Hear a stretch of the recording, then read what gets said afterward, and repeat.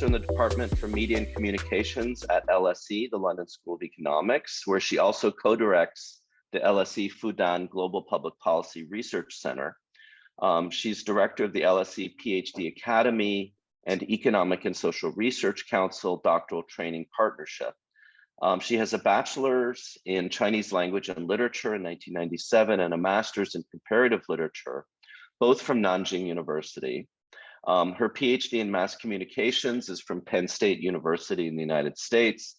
And before joining the LSE, she was a postdoctoral fellow at the Annenberg School at UPenn, where she worked in the Center for Global Communication Studies and taught courses on Chinese media. Her research interests include gender in the media, political economy of media industries, communication governance, and comparative media studies. She's published widely in leading academic journals. Both of us actually serve on the executive committee of the China Quarterly. She was a senior fellow in Global Governance Futures in Berlin under the sponsorship of the Bosch Foundation, and her book, The Politics of Chinese Media, Consensus and Contestation, was published by Palgrave in 2018. She's currently working on another monograph under contract with Columbia University Press about AI industries in China. So with that, please join me in a round of virtual welcome and applause, and I will try to do that first with a reaction. There, applause for Bingchun. Bingchun, take it away. She'll speak for about a half an hour, and then we'll have some Q&A afterwards. Bingchun, welcome. All right. Thank you so much, Peter, for that generous introduction. And thank you for inviting me to give the talk. So I've shared my screen. I hope everyone can now see it. Before I start, I have a confession to make. So when Will first contacted me about this, I was feeling a bit optimistic about my workload for this term, because at that time in September, I was about to take over as director of LSE PhD Academy. And because this is a major admin role, the school bought out my teaching from the department. So I thought, oh, okay, so I'm gonna do this new job. And then in the meantime, I will have time to start thinking the next step about the new research project, which is developing a typology of online gender discourse on Chinese social media. So that's what I promised initially in the blurb I sent to Will. I said, okay, I really want to do some categorization, looking into different types of discourses and develop a preliminary typology. Little did I know how demanding my new role is. And also I spent most of October working on a grant proposal. So here we are in December already. And I have to confess that what I'm going to talk about today is not exactly a well-formulated typology, but I will try to, first of all, historicize the online discourse about gender on Chinese social media. And secondly, I will tease out a few what I think are the key dimensions for us to think about looking at this very vociferous scenery and discursive scenery, and thinking about how can we sort of tease out some of the major strands and themes, and also the various intersection of power relation underpinning these discourses. So that's that's in a way that is a compromise on what I initially promised. So I want to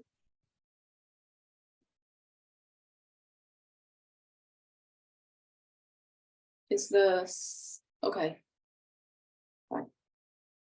because I keep seeing people popping into the waiting room. That's why I got a little bit distracted. Before I talk about the contemporary thing, I do want to historicize this a little bit.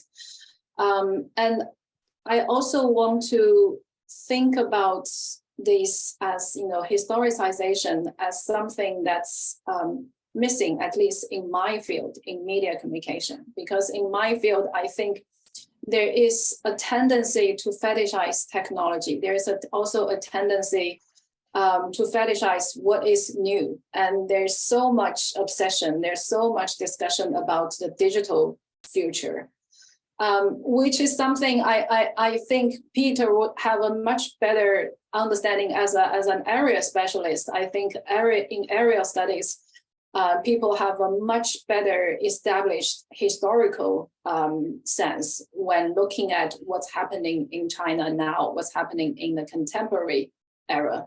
So in a way, I want to start by historicizing Chinese feminism in plural, also as an attempt, as an intervention to maybe critique some of what I see as the epistemological pitfalls in my own field when we talk about digital technology, when there's such obsession and sometimes fetishization of what is new, as if anything is sort of emerging from the vacuum.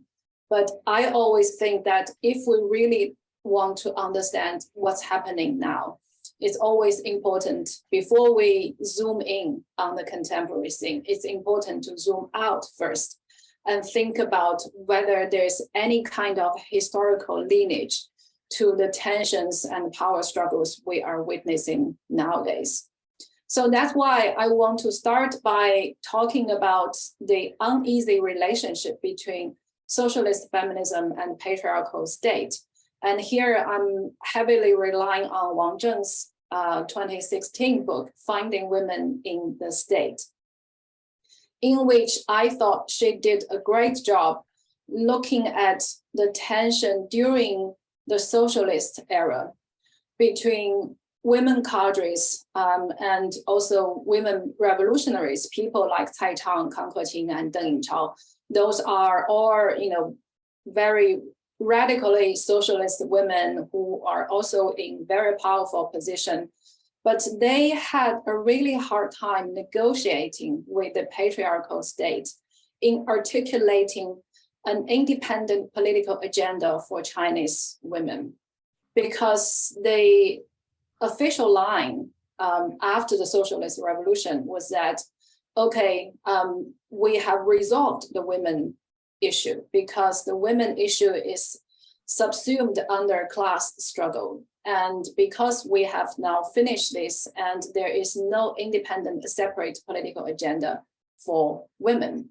And often these powerful and also politically very progressive women, they had to tread the water carefully without being accused of having liberal Western feminist thought when they try to articulate women's issue or women's agenda. So Wang Zheng really did a good job in that book, laying out the tension between these aspects. And certainly, I hope I'm going to come back to this in a minute when I talk about how the contemporary Chinese state look at the issue of women. There is certainly, a clear historical trajectory and a legacy of this uneasy relationship. And then moving on from the socialist to the post-socialist era, here I'm using the so-called new era, 新时期, referring to the 1980s and 90s, when there seemed to be this general liberalization, and there was also a lot of debate among particularly elite intellectuals about what's being lost during the socialist era. And there's this debate about humanity and humanism, and whether socialism has lost its human aspects or humanist face during the Maoist era. So the debate around gender was also part of this.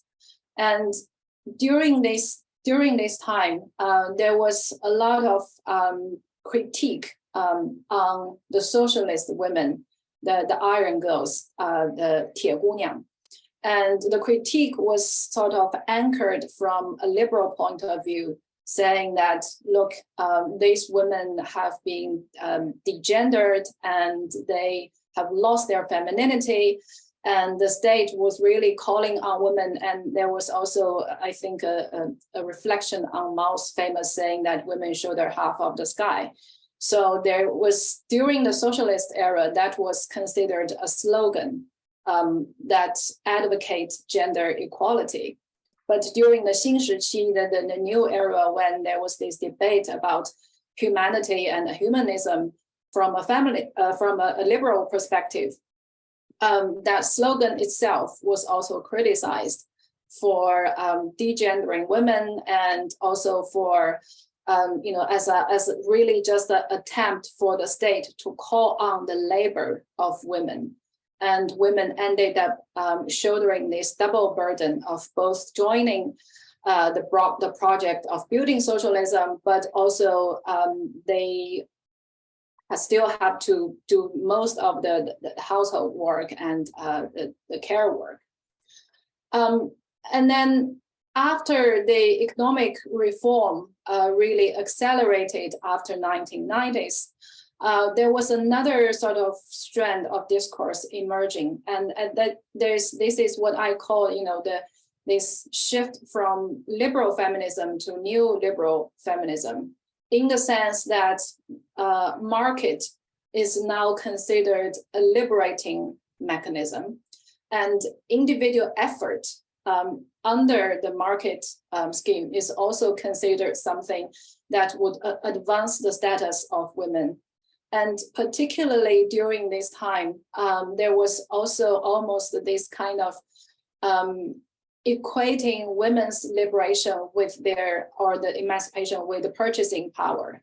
There's all this commercial discourse about how you should make a good choice as consumer, and that's empowering. So making informed choice as consumer and as mother, or as the commander-in-chief in the family for various purchasing, that's considered empowering. So that's why I call this the shift from liberal feminism to new liberal feminism. And then in the last decade or so, with the diffusion of digital technology, of course, there's a lot of discussion about digital feminism. What we see is that feminist groups on social media are advocating a distinctive agenda about women's issue, and the most visible, and I think most maybe the movement that has a strong momentum in the last decade or so was the Chinese Me Too movement. So that's why some people are now using this label digital feminism. But I have some reservation about this, because again, going back to what I was saying at the beginning, there is still this sort of tendency of fetishizing digital technology, as if this movement gathered momentum because of the technological affordance. Now, I'm not denying that technology does play a very important role here. Without the internet, without the social media, we wouldn't have seen the kind of momentum we are seeing now with feminist activism, with the campaign against sexual harassment and sexual assault, and also all these very vibrant discussion about gender inequality in workspace, in family settings. So the digital space is really, really important. But I think also, before we sort of ascribe too much significance to the technology itself, I think it's more important to sort of re-embed all these feminist discourses we are witnessing on the Chinese internet to the broader social setting, and also equally important to the historical lineage of Chinese feminism. And again, I want to emphasize here the plural aspect. We're really not talking about a singular sort of state-sanctioned feminism. We are talking about a very diverse and sometimes divergent and even contradictory views about what feminism means for different groups. So I said, I haven't quite formulated a typology, but I thought there are two key dimensions I want to highlight when we try to make sense or try to categorize different types of feminist discourses on the Chinese social media. And for those of you know about who have been doing research about China, of course, the role of state is crucial. And I think when it comes to gender issue, when it comes to feminist discourse, the state plays multiple roles on different issues and on different occasions. So the most, of course, the commonly referred to one is that, and also the sort of commonly accepted one is really the oppressive role. And a lot of people, if you trace sort of the trajectory of feminist movement in China in the last 2 decades, 2015 was always or tend to be considered a turning point with the arrest of feminist 5, 女权5姐妹. And Wang Zheng herself also wrote a lot about that. And another feminist activist, Lu Ping, and she started this 女权之声, this social media channel. And in her account of her experience in the last decade, and she also considered this as a turning point. And, I don't have the time to go into details about why and how that happened, but there was this familiar accusation during that time was because some of these feminist organizations were supported by funding bodies like the Ford Foundation. So there was this familiar accusation that there is the instigation of foreign forces, just like what we heard in the last week or so with the protests, the COVID protests in China. So that's a very familiar accusation. But on the other hand, I think in terms of the role of the state is also constantly on the look for something they can co-opt, which happened with the Little Pinko, the 小粉红 group. So when the Little Pinks launched their Facebook expedition after the re-election of Tsai Ing-wen, and they also launched another expedition during the Hong Kong protest, and these pop idol fandom groups articulated very strong patriotic feeling. And then very quickly, what you see is that the Chinese Communist Youth, 共青团, so the social media channel of 共青团, then very quickly endorsed the practice of these patriotic young women, saying that they are right in saying that there's no idol before nation, 国家面前无偶像. So that's another kind of role that the state plays. And of course, in Wang Zheng's book, also, she talked about the All-Women Federation of China, 全国妇联, and the difficult role that, or the difficult negotiation that the early generation of 全国妇联, the AWFC leaders had to negotiate with the patriarchal state in articulating a political agenda for women. So after that, in what we see in the post-socialist China really is that AWFC became a branch of the government. The articulation or the setting of the agenda for women is always subsumed under the overall political agenda of the state.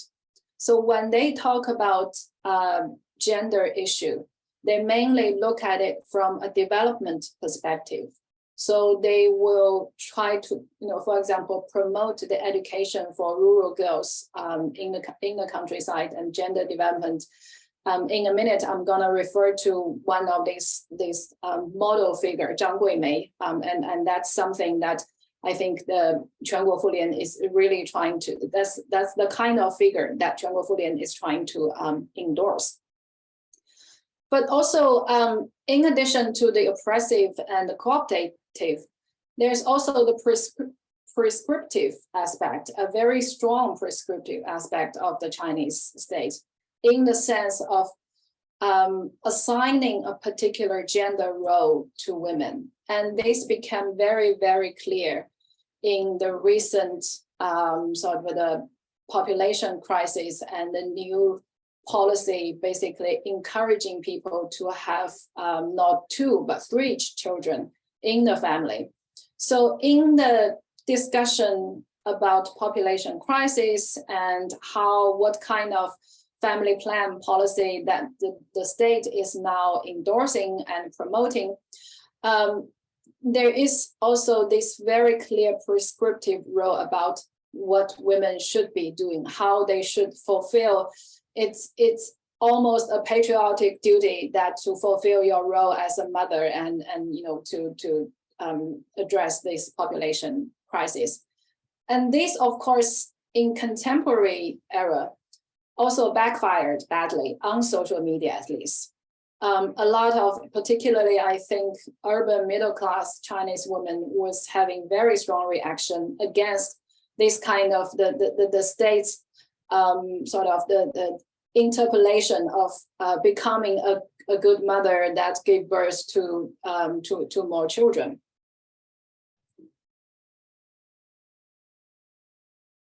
So this brings me to the next aspect. I think if we try to understand different types of gender discourse on social media, in addition to looking at the role that Chinese state plays, I think what's equally important probably in contemporary China, even though there isn't really a clear discourse about class conflict and class struggle, because supposedly we've completed socialist revolution, there is no class conflict anymore. But what we see very clearly is that with the economic reform, with the increasing stratification and inequality in society, the class conflict is actually getting more and more acute at a time when the class language and the discourse is really disappearing from both the public sphere and also policy discourse. So what we see with this, particularly if we look at the feminist gender discourse on social media, I would argue that there is a very strong urban middle class bias of popular feminism. I've written about this in some of my previous work, for example, looking at the commercial discourse of the Double 11 shopping festival, 双11, and how urban middle class women who have the purchasing power are interpolated by the commercial discourse. But this kind of discourse is often framed as a way of, you guys, you are powerful women, you are empowered women, and you are commander-in-chief in the family, and you are in charge of the purchasing decision of the whole family. And this is very much framed from a neoliberal consumerist perspective, that is, the more powerful, the more purchasing power you have, and the better purchasing decision you make, the more empowered you are as a woman. And this is also, I think, quite clear in the Chinese Me Too movement. Others have written about this and looked at the demographic profile of those people who are more vocal on social media and to fight against sexual harassment and sexual assault. Also, Wan Ningsun in Sydney has written about the intimate emotional life and the romantic relationship of the migrant workers, especially male migrant workers. And she has this great argument critiquing the urban middle class bias of this discourse about leftover women. Because if you look at the actual demographics of the Chinese population, we all know that because of the preference of a male child, because of the gender preference, there is actually a huge imbalance between the two gender. So those, and also because we all know, and this is not just in China, but also in many other society, the hypergamy, in the sense that women tend to marry up. So the leftover women tend to be the urban, well-educated, cosmopolitan women who some of them, for various reasons, actually reject marriage, or they cannot find suitable partners. But Wan Ning has argued that actually the leftover men are the even more disenfranchised, because they are really at the bottom of the social economic ladder. And their prospect of having a family and having a marriage was really, really dim. So she was arguing that the fact that we see a lot more discussion about leftover women rather than leftover men really shows that in the current discourse about of popular feminism or on gender issues in popular discourse, there's a very strong urban middle class bias. Similarly, I'm referring to one of my former PhD students. She wrote about the media cultural practice of migrant workers, and she did field work with one of these women's rights, women worker rights organization. And one of them is called 尖椒部落. So if you look at Chinese social media, certainly this kind of NGO for female migrant workers has much lower visibility compared to social media channels like 女权之声 or 新媒体女权. And with the ascendance, I think, of the feminist discourse, just like we also see in anywhere else in the world, with the ascendance of popular feminism, there's also the ascendance of popular misogyny. And I'm including this quote from Michael Douglas here just to show that, this kind of backlash and this kind of misogynistic backlash against feminist discourse is certainly not distinctive in China. On 𝗱𝗃, on Chinese social media now, there's a lot of very vicious attack on feminist discourse. And one of these, I think, that's often the target of attack or criticism is the so-called 中华田园女权.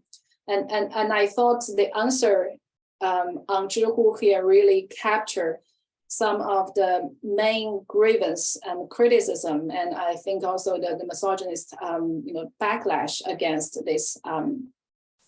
So the misogynist backlash itself is not unique to China, but I think what probably is unique is how much of that is wrapped up with class antagonism and class conflict.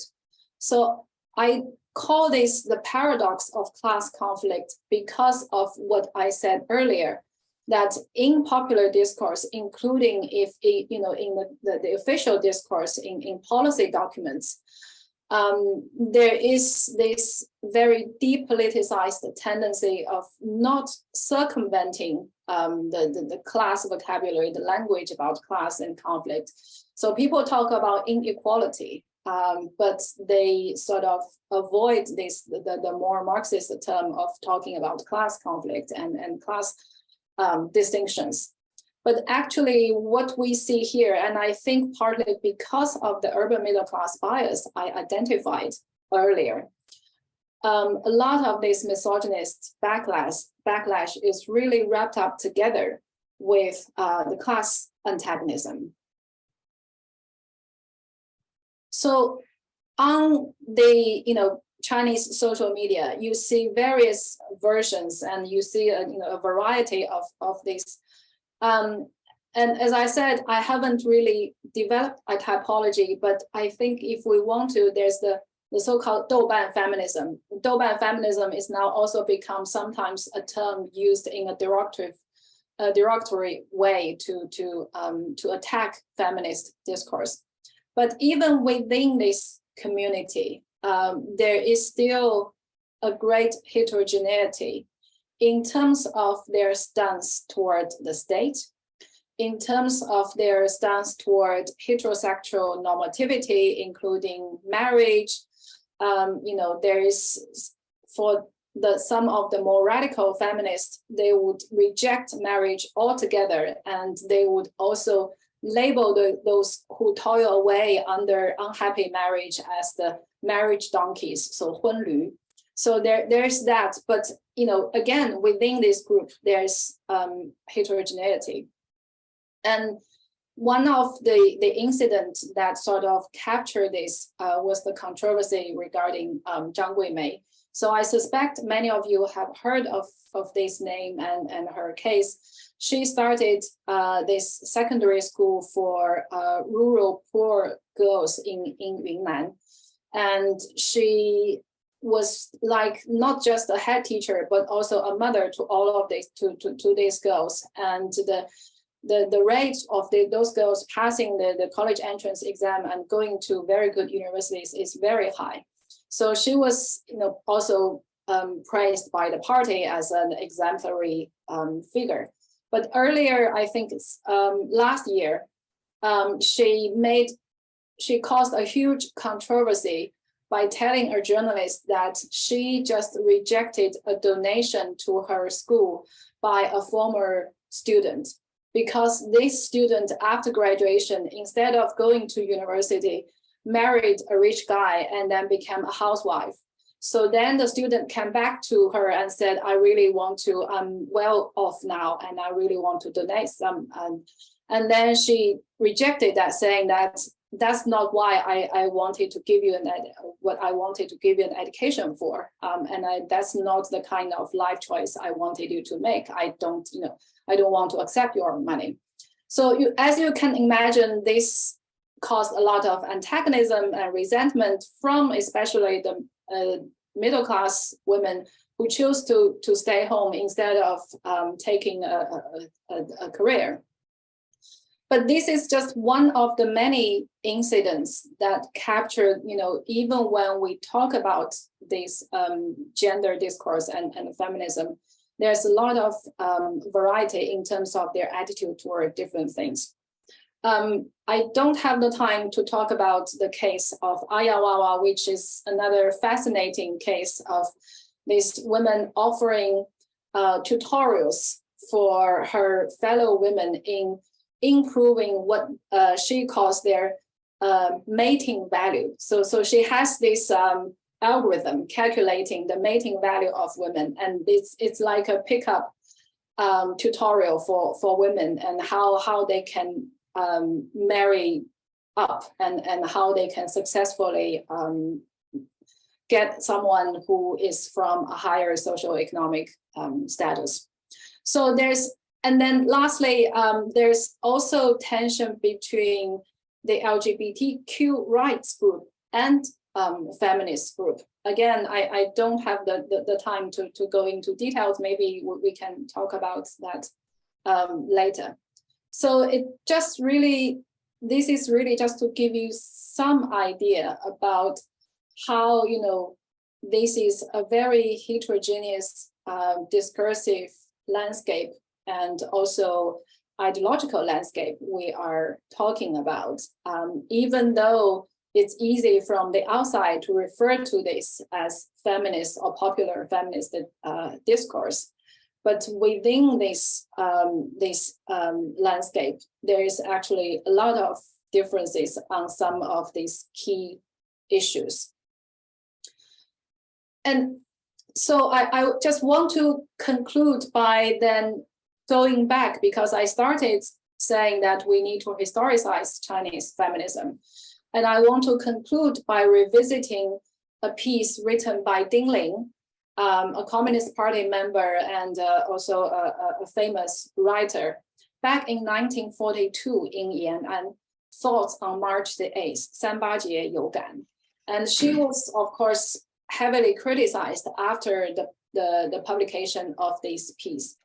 But I want to refer to this just to give you a sense of how a lot of these tensions was already there, was already sort of in a way that the seed had always been there. The tension between the socialist state's demand on the role that women should play in socialist revolution, and also the later in the post-socialist era regarding the development of the country. And the fact that there has never been a parallel campaign advocating for gender equality within the private sphere. There has never been a campaign educating the Chinese men to take up more care work, take up more household work. So what you see here is already in Yan. She said, women in Yan are certainly happier, but also it doesn't seem to surprise anyone that women take up a big proportion of the staff in the hospitals and sanatoria and the clinics. So this is it's a familiar situation, so to speak, and the reluctance of the state in allowing an independent articulation of women's agenda and feminist discourse, the seed was already buried at that time. And then lastly, in terms of thinking forward, that is, how can we move beyond the current very fragmented situation and think about a more collective and coherent agenda for gender emancipation. So here, and I think it's also ironic that I have to refer to Nancy Fraser instead of a Chinese scholar or Chinese theorist in articulating something as what I consider as very close to a socialist feminism agenda, by combining our struggle in the public sphere within the struggle with the struggle in the private sphere. That is, care work is never separate from the kind of free market society that we are so used to seeing. And here she proposed a few steps in terms of moving forward. And I really hope that, and I certainly see that I think I'm also part of a feminist reading group with most of the scholars based in China. So there are these attempts trying to articulate a socialist feminist agenda that's different from this neoliberal agenda of individualistic empowerment. But I think the parameters are still there in terms of the constraints and for really elite and politically powerful women to be able to articulate this kind of agenda.